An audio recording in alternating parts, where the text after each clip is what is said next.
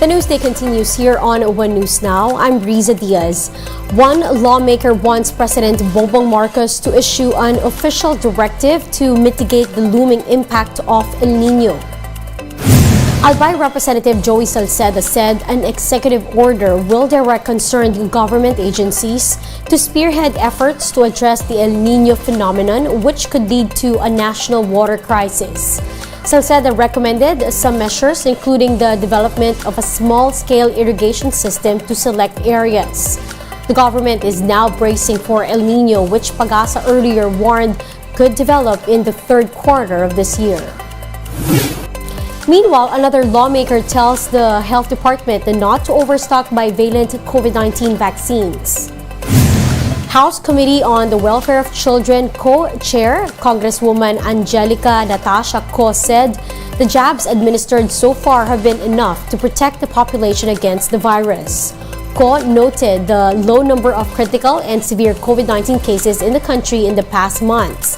With this, she believes that the DOH should just acquire enough bivalent shots for the vulnerable population. The DOH earlier warned that the number of wasted jabs may reach 60 million by September given the slow uptake. We'll be back with more stories after the break. Keep it here on One News.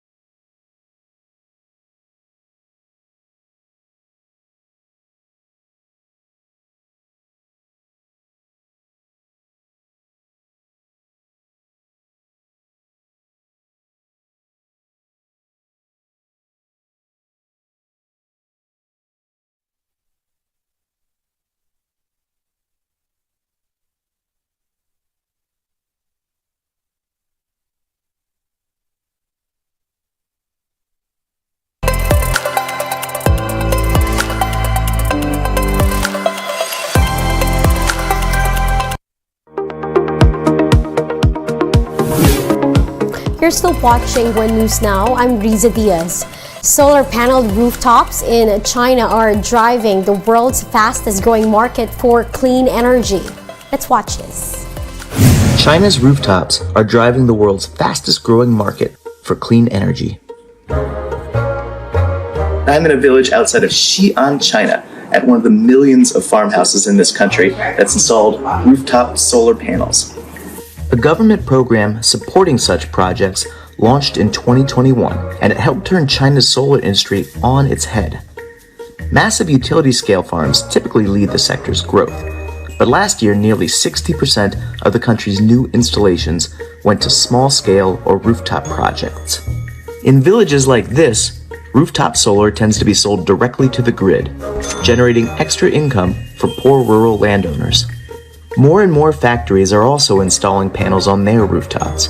Besides saving money on power, they also want this technology to help decarbonize their supply chains to meet increasing green demands from international customers.